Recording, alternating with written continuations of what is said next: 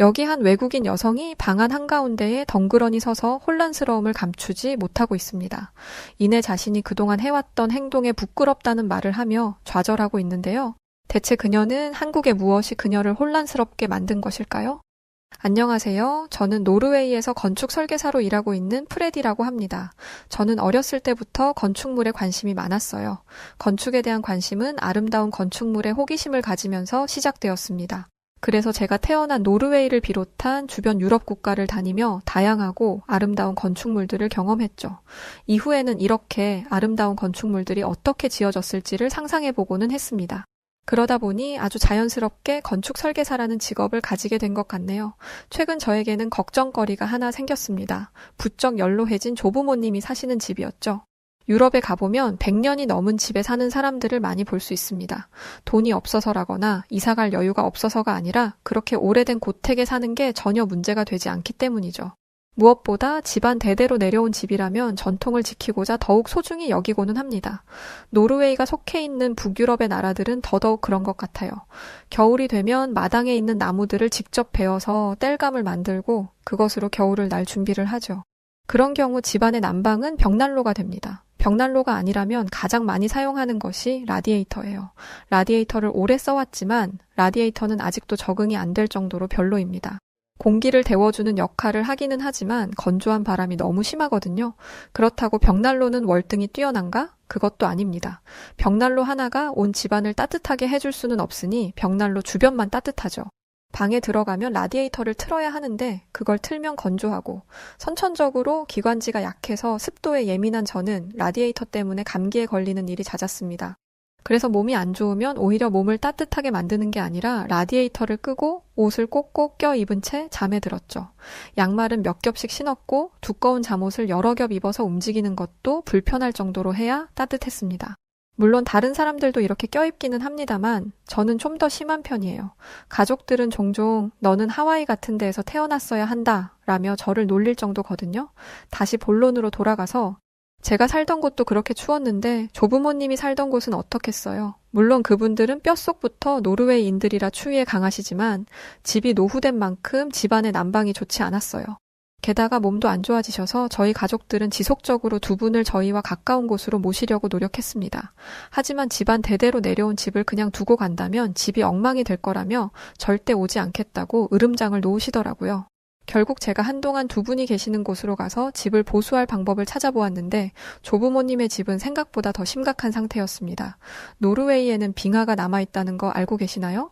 빙하가 지척에 있는 곳에서 사는 분들의 집이라고는 믿기지 않았습니다. 물론 두 분이 정정하실 때야 열심히 땔감을 떼고 집을 훈훈하게 만들 수 있었겠지만 거동이 힘든 상황에서 구시대적인 방법으로 난방을 하는 건 불가능합니다. 결국 다른 방법으로 보온 방법을 찾아야 하는데 요즘 사람들이 만든 방법은 오히려 건강을 해치는 것 같다며 거부하시더라고요. 저도 그 말만큼은 동의했습니다. 저조차도 라디에이터를 싫어하고 라디에이터 때문에 온몸이 건조해질 바에야 추위에 떨겠다고 하는 사람이니까요. 좋은 방법이 있다면 당장이라도 두 분에게 허락을 구하겠는데 방법이 없으니 저는 조부모님의 집에서 돌아온 후 계속해서 골머리를 썩었습니다. 그렇게 일상을 살아가고 있는데 제 유튜브 알고리즘에 흥미로운 영상 하나가 떴어요. 노르웨이 출신의 유명 축구 선수인 엘링 홀란이 나온 영상이었죠. 그런데 유튜브 썸네일에는 엘링 홀란뿐만 아니라 한 아시아 여성이 함께 있었는데 저는 깜짝 놀랐어요. AI 기술 같은 걸로 엘링 홀란을 아시아 여자의 얼굴로 바꾼 거라고 생각했죠. 무슨 내용인지 궁금해서 영상을 클릭해 보았는데 저는 깜짝 놀랐습니다. 썸네일에 있던 여성은 AI가 엘링 홀란의 얼굴을 참고해서 만든 가상의 인물이 아니라 그와 똑 닮은 한국 여성이었거든요. 성별도 다르고 나이도 다르고 국적도 다르고 하물며 인종도 다른데 이렇게 비슷한 느낌을 낼 수 있다니 신기하고 또 재미있었습니다. 그리고 한국의 예능 프로그램은 제가 지금까지 봐온 TV 프로그램과는 다르더라고요. 색다른 게임도 하고 여러 사람이 나와서 설문조사나 앙케이트 같은 것들도 진행하는 듯 했습니다. 엘링 홀란이 나온 영상이라서 그와 비슷하게 생긴 아시아 여자가 있는 것이 신기해서 보게 된 영상은 또 다른 영상으로 저를 인도했고 저는 앉은 자리에서 몇 시간이나 이와 관련된 영상을 시청하였습니다. 언젠가부터는 한국의 예능 프로그램만 보고 있는 제 모습을 발견할 수 있었죠. 사실 한국을 알지 못했던 것은 아닙니다. 사실 저는 오래된 축구 팬인데 노르웨이 출신인 엘링 홀란을 주의 깊게 보다가 알게 된 선수가 있어요. 바로 황희찬 선수였죠. 아는 분들은 아시겠지만 엘링 홀란과 황희찬 선수는 절친한 사이입니다. 그래서 엘링 홀란에 대해 찾아보면 자연스럽게 황희찬에 대한 정보도 알게 되었죠. 그래서 황희찬 선수의 나라인 한국에 대해 인지하고 있었어요. 그런데 저는 축구 선수로서 그를 좋아한 것이었기 때문에 그의 나라 한국에 대한 정보는 많이 몰랐습니다. 그저 아시아에 있는 작은 나라, 전쟁 중이지만 북한과 다르게 경제적으로 성장한 나라, 이렇게 세 가지의 정보만으로 알고 있었죠. 하지만 유튜브를 본 뒤엔 한 가지 정보가 추가되었습니다. 한국은 유쾌한 나라다. 또 영상의 배경으로 지나가는 한국의 풍경들이 눈에 띄었습니다. 아주 살짝 보이는 것뿐이었음에도 노르웨이와 확연히 다름을 알 수 있었죠. 그런 계기로 인해서 저는 황희찬 선수를 비롯한 한국의 손흥민 선수 등 정말 한국 선수들이 유명하기도 하고 축구 실력이 우수하다는 것을 인지하게 되었고, 영상을 많이 보다 보니 제가 지금까지 보아왔던 유럽 국가의 풍경들과도 달랐습니다. 그러나 그것에 마음이 동할 정도는 아니었고, 저는 한국에 대한 좋은 이미지가 하나 더 생겼다는 것만 만족하고 제 일상으로 돌아갔습니다. 그런데 얼마 되지 않아 제게 한국으로 갈 수 있는 기회가 주어졌어요. 제가 일하고 있는 건축 사무소에서 한국의 기업과 파트너십을 맺게 되었는데 그때 동행하게 된 것이죠. 굳이 거기까지 가야 되냐? 너무 멀다. 라고 생각하는 동료들 사이에서 저는 자진해 한국으로 가겠다 말했습니다. 무슨 이유로 한국에 가는지 제대로 된 정보도 알 수 없는 상황에서 그 먼 나라까지 출장 다녀오는 게 부담이 되었겠죠? 이해되는 부분입니다. 아마 제게 한국에 대한 정보가 없었더라면 저도 가지 않았을 거예요. 왜 한국의 기업과 만나러 왔는지는 한국에 도착해서 알 수 있었습니다. 그 전에 제가 한국에서 경험한 놀라운 것들에 대해 이야기해 보도록 할게요. 제가 경험한 것들 모두 제 입장에선 너무나 감격적인 것들이었거든요. 한국에 대한 약간의 기대감이 있는 상태이기는 했지만 그렇다고 가슴이 설레거나 그러지는 않았습니다. 제가 아시아 나라를 안 와본 것도 아니고 아시아에 대한 환상 같은 것도 없거든요. 무엇보다 저를 가장 설레게 하고 들뜨게 만드는 건 건축물인데, 제가 한국에 오기 전 찾아본 자료에서 한국은 그저 거대한 빌딩 숲 같았습니다. 자연과 어우러지는 모습이라던가 전통적인 건축 양식도 없는 줄 알았어요. 독일과 비슷하다는 느낌이 컸습니다. 독일은 세계대전 때 많은 구건축물들이 파괴되어서 대부분이 건물이 근래에 지어진 것들이거든요. 차갑고 빽빽한 빌딩 숲은 제가 추구하는 건축의 미가 아니었습니다. 그래서 별다른 설렘이 없었던 저였지만 한국에 도착하자 그 생각을 완전히 버려버렸어요. 인천공항은 수려한 아름다움이 있는 공항이었습니다. 건물의 굴곡과 세밀한 디테일, 공항 안을 채운 조형물과 최적화된 동선까지. 세계의 수많은 공항들을 둘러보았지만 이렇게 하이 퀄리티의 공항은 많지 않았습니다. 이후에도 놀라움은 계속되었어요. 호텔에 도착해서 바라본 서울의 전경은 제가 상상한 대로 빌딩 숲 그 자체였던지라 큰 기대감이 없었지만 공항에서의 경험 때문인지 혹시나 하는 마음을 갖게 되었습니다. 그리고 독일처럼 빌딩이 많기는 했지만 좀 더 세련된 느낌이었어요. 높은 빌딩에 과감한 곡선 디자인을 넣는다든지 유리나 외벽에 디테일로 차별화를 둔다든지 건축적으로 말해보자면 뜯어볼 건물들이 정말 많더라고요. 솔직히 말하자면 저 건축물을 설계한 사람을 꼭 만나보고 싶다고 생각하게 만든 건물들도 많았습니다. 하지만 이것도 제 심장을 들끓게 만들기에는 부족함이 있었어요. 그런데 그때 함께 한국으로 동행했던 동료가 저를 찾아왔습니다. 호텔 주변에 한국의 전통 건물이 있는데 보러 가지 않겠냐는 것이었죠. 다음 일정까지 시간도 넉넉하겠다. 저는 동료를 따라갔습니다. 그곳에 가기 위해서는 지하철을 이용해야 했어요. 저는 한국의 지하철을 보고 깜짝 놀랐습니다. 마법 세계로 통할 것 같은 지하 통로로 계단을 타고 내려가면 지하라는 사실이 믿기지 않을 정도로 화사한 공간이 눈앞에 펼쳐졌습니다. 세상에 이렇게 깨끗한 지하철이 있다니 제 주변 사람들에게 알려주면 아무도 믿지 못할 거라고 생각했어요. 또 저와 동료는 둘 다 한국 지하철이 처음이었는데 지하철 안내가 너무 쉽게 잘 되어 있었습니다. 하지만 긍정적인 제 동료는 이렇게 된 거 한국 지하철을 제대로 경험해보자며 저를 데리고 과감하게 지하철에 올라탔어요. 그런데 저희는 너무나 쉽게 지하철을 갈아탔습니다. 분명 꽤 오랫동안 걸어서 갈아탈 지하철 앞까지 온 것 같은데 그 긴 시간 동안 그 누구에게도 가는 길과 방향을 묻지 않았어요. 그저 저희가 타려는 지하철의 색과 동일한 색의 선만 쭉 따라가면 됐죠. 그리고 지하철 화장실이 무료였습니다. 공공 화장실에서 돈을 안 받다니 화장실이 관리되지 않아 지저분할 거라고 믿어 의심치 않았어요. 하지만 화장실은 너무 깨끗했습니다. 조금 과장 섞어서 저희 집 화장실보다 깨끗한 것 같더라고요. 수시로 청소하는 사람이 있는 것 같지도 않은데 이런 걸 보면 한국인들의 시민의식이 대단하다는 것을 안 봐도 알 수 있었습니다. 스크린도어라고 하는 놀라운 발명품에 감탄하며 한국의 전통 양식 건물이 있다는 곳에 도착한 저희는 발걸음을 옮길수록 저희를 감싼 풍경이 달라지고 있음을 알 수 있었습니다. 높은 건물들이 점점 사라지고 저희는 돌담을 스쳐 지나갔죠. 돌담 위에 검은색 모자 같은 것들이 씌워져 있었는데 그것 또한 너무 매력적이었습니다. 동료가 휴대전화 지도 앱에서 눈을 떼고 도착했음을 알렸을 때 저와 동료는 눈앞에 펼쳐진 광경에 말을 잃었습니다. 세상에 이렇게 우아한 건축물은 처음 보았어요. 인위적이고 가공되지 않은 재료들, 자연에서 온 색깔, 부드러운 곡선의 흐름, 직선과 곡선의 적절한 조화는 충격적일 정도로 아름다웠습니다. 저희는 한국의 왕들이 살았다는 궁궐의 구석구석을 살펴보았습니다. 빌딩숲 사이에 이런 곳을 숨겨두고 있었다니 빌딩숲 사이에서 이질감을 풍길 수도 있지만 이곳은 그렇지 않았습니다. 오히려 고고한 자태로 빌딩숲을 품어주는 것 같았죠. 제가 가지고 있던 한국의 이미지는 완전히 반전되었습니다. 나쁘지 괜찮은 나라에서 좀 괜찮은 나라였는데 이제는 훌륭한 나라가 되었죠. 그런데 건축 전문가로서 놀랄 일은 이게 끝일 줄로만 알았어요. 저는 저희가 한국의 온돌 회사와 만나러 왔다는 소식을 들었고 온돌에 대해 알아보았습니다. 한국의 전통 난방 방식인데 바닥을 따뜻하게 만드는 거라고 하더라고요. 바닥을 어떻게 따뜻하게 만드는 건지도 잘 모르겠고 바닥을 따뜻하게 만드는 게 왜 난방과 연관이 되는 건지 이해가 안 됐습니다. 공기가 따뜻해야 방이 따뜻해지는 게 당연한 원리인 줄 알았으니까요. 대체 회사가 무슨 생각을 하는 건지 궁금해하며 미팅을 갔습니다. 그리고 그곳에서 온돌이라는 걸 체험해보게 되었어요. 신발을 벗고 바닥에 서보라는 한국 직원의 말을 처음엔 알아듣지 못했습니다. 갑자기 대뜸 신발을 벗어보라니 어떻게 바닥에 맨발로 있겠어요. 그 당시 한국은 한겨울이었고 노르웨이 사람이라 한국의 겨울은 아무것도 아니라 자신했던 저도 한국의 겨울에 두 손 두 발 다 든 상태였습니다. 이런 와중에 맨발로 바닥에 서라니 무례한 사람이라는 생각이 들었죠. 하지만 하는 수 없이 맨발로 바닥에 섰습니다. 당연히 차가울 거라 생각했는데 그것도 잠시. 저는 발바닥을 타고 올라오는 온기에 말을 잃었습니다. 놀란 건 저뿐만 아니었어요. 한국 직원들은 온돌과 난방의 상관관계에 대해 알려주었습니다. 바닥을 데우는 것만으로도 집안의 공기가 훈훈해질 수 있다는 것, 보온이 오랫동안 유지되기 때문에 난방 비면에서도 유리하며 난방기구가 눈에 보이지 않아서 훨씬 깔끔하다는 점이 있었죠.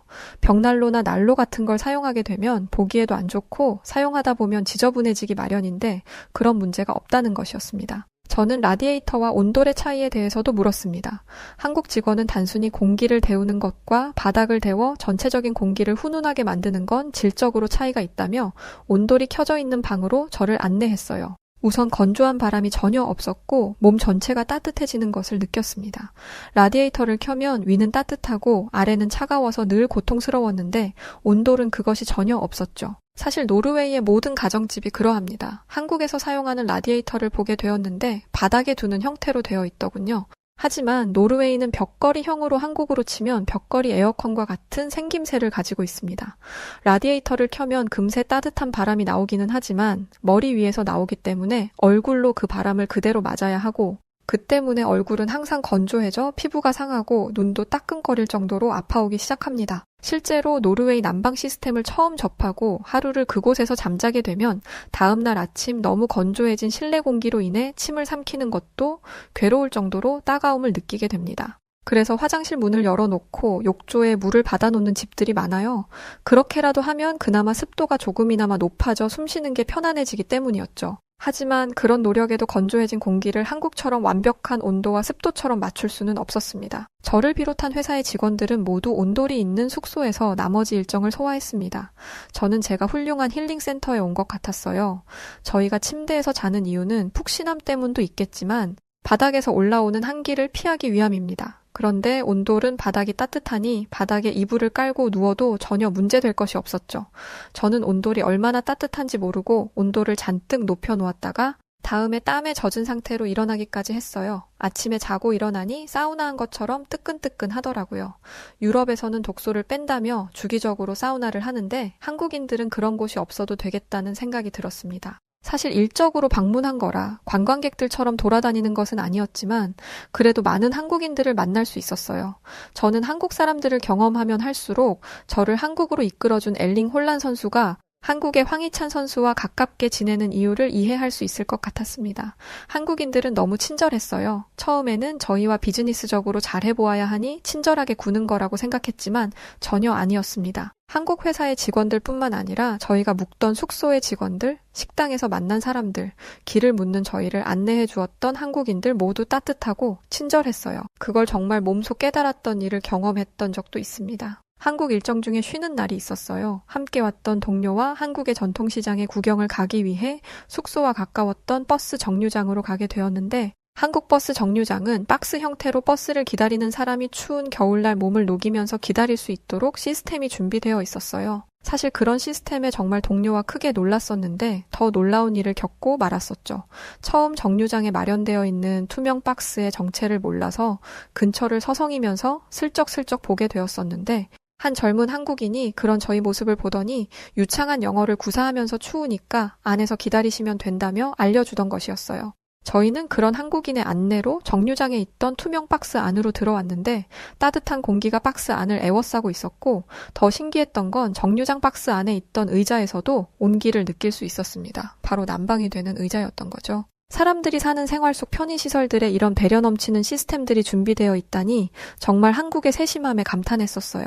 그런데 저희가 정말 의아했던 건 저희를 박스 안으로 들어올 수 있게 안내해준 한국인 청년은 밖에서 오들오들 떨고 있던 거였죠. 추운데 왜 안 들어오고 밖에서 떨고 있는 걸까 너무 궁금해서 저는 밖으로 나가 왜 안으로 안 들어오냐고 물었습니다. 그러나 그 한국인 분은 정말 믿기 힘든 말을 했었는데요. 조금 춥긴 한데 이 정도는 괜찮다고 하면서 저 아는 저보다는 연세 있으신 어르신들이나 어린아이들 그리고 한국을 찾아온 해외 관광객분들이 한국 겨울이 힘드실 테니 그런 분들이 계셔야 하는 공간이라 자신은 괜찮다면서 양보하는 것이었죠. 실제로 정류장 투명 박스 안에는 연세가 있으신 어르신분들과 몸이 약한 여성분들이 대부분이었고 한국의 젊은 남성분들이나 심지어 중년층의 남성분들까지 모두 강추위에도 약자를 위해 자신을 희생하고 있었습니다. 그 모습에 정말 온몸에 소름이 돋으면서 감동적이었어요. 저는 얼른 박스 안에 있던 동료에게 밖으로 나오라고 손짓했고 나름 우리도 추운 노르웨이에서 온 사람들인데 약자에게 양보해야 하지 않겠냐며 민망한 웃음을 짓기도 했었습니다. 한국의 놀라움은 이뿐만이 아니었어요. 무엇보다 어디를 가든 깨끗하고 정돈되어 있었죠. 도시 자체가 깔끔하고 세련되게 정리되어 있어서 대체 이 큰 도시를 관리하는 사람이 누구인지 궁금할 정도였어요.